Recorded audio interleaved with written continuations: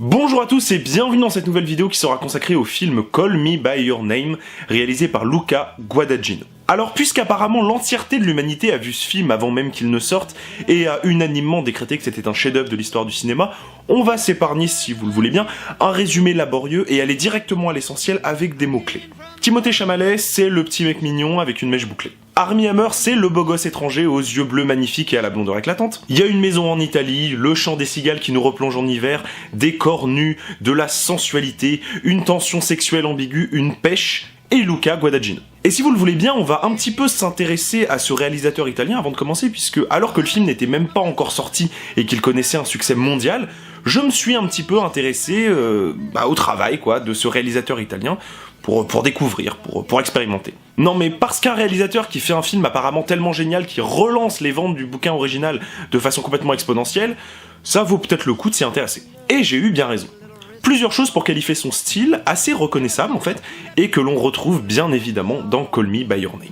D'abord, c'est un réalisateur qui filme la nature et ses évolutions. La très grande majorité des films de Luca Guadagnino se déroulent dans des cadres où les éléments naturels ont une place prédominante et ils vont être mis en valeur par le réalisateur au point de venir structurer l'ensemble de la mise en scène. Un exemple, dans Amore, qui est pour moi son meilleur film, il y a une attention toute particulière qui est portée à l'évolution des saisons et à leur atmosphère spécifique qui viennent épouser le développement psychologique des différents personnages. Ce travail, que l'on va retrouver dans presque tous ces films, apporte un vrai sentiment de vie, de sincérité vitale, enfin je sais pas vraiment comment appeler ça, mais ça porte une poésie qui se joue au-delà du réalisme pour devenir autre chose. Les films de Luca Guadagnino, ce sont des films qui vivent, qui respirent, et ça c'est hyper agréable. Et puis, il y a du cul chez Guadagnino. Ah, ça baise. Et ça baise bien même. Pour être un petit peu plus poétique quand même, il y a dans ces films une question récurrente qui est celle de la beauté des corps. Des corps qui rougissent, des corps qui transpirent, et surtout quand même des corps qui baisent. Ce qui est en continuité avec la place de la nature dans ces films que l'on évoquait un peu avant. Un film de Luca Guadagnino, ça sent les vacances en fait. Il y a du soleil, de la nature, du sexe, des soirées, de la margarita. C'est donc assez logique qu'il ait réalisé le remake du film La Piscine de Jacques Deray. Mais si vous savez, là, une espèce de téléfilm artistiquement inintéressant et sans aucune ambition que tout le monde a trouvé formidable, parce qu'il y a Alain Delon et Romy Schneider à poil. Alors que A Bigger Splash, là on dit oui.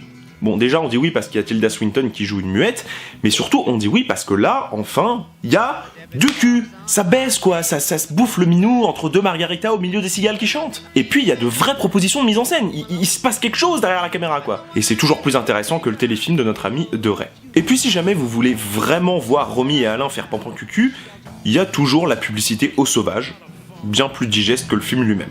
En ce qui me concerne, 1 minute, ça me suffit amplement.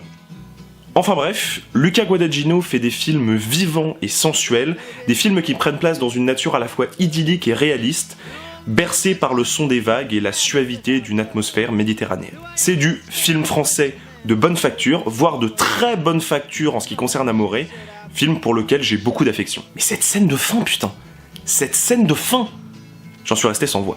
Alors, Luca Guadagnino, pour adapter le roman Call Me By Your Name, étant donné l'histoire et l'endroit où ça prend place, j'ai envie de dire que ça sonne tellement comme une évidence que ça fait presque peur. Je veux dire, sans du tout déconsidérer le travail du réalisateur, ce film-là, Call Me By Your Name, il l'a déjà fait. Donc forcément, lorsqu'on connaît un peu son travail sur ses films précédents, Call Me By Your Name n'a rien de transcendant.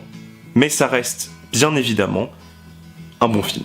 Pas grand chose à dire sur la réalisation que j'ai déjà évoquée et que l'on retrouve ici, parfaitement bien sûr.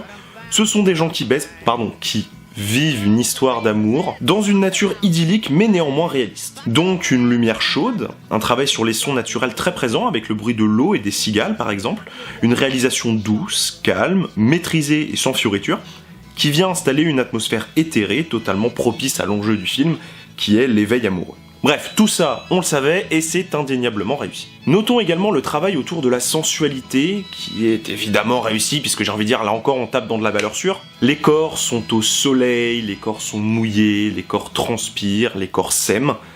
Et ils s'aiment jusqu'à aborder la question du goût.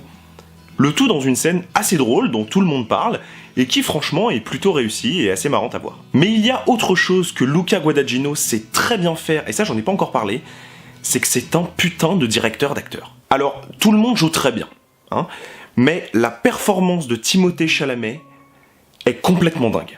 Il est d'une justesse et d'une subtilité de jeu, c'est assez impressionnant, voire même carrément hypnotique. Sérieux, pendant plusieurs scènes, j'étais bloqué sur son visage en me répétant c'est pas possible, il joue bien quand même.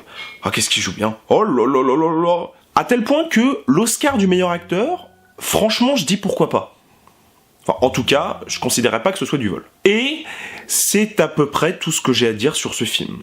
C'est un peu pour ça que j'ai passé autant de temps à parler de Luca Guadagnino en début de vidéo, parce que Call Me By Your Name est un film sensuel, mignon, maîtrisé, bien joué, voire très bien joué, mais c'est pas non plus un film d'une complexité folle sur lequel il faudrait s'arrêter des heures pour pouvoir l'analyser. C'est un petit cocon de sensualité méditerranéenne qui est une atmosphère romantique qui personnellement me parle beaucoup et c'est pour ça que je le reverrai sans doute avec beaucoup de plaisir.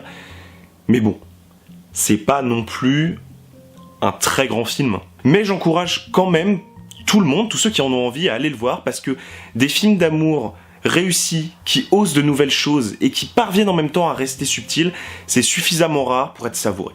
Voilà, j'espère que cette vidéo vous aura plu et moi je vous dis à plus pour de prochaines critiques. Ciao tout le monde.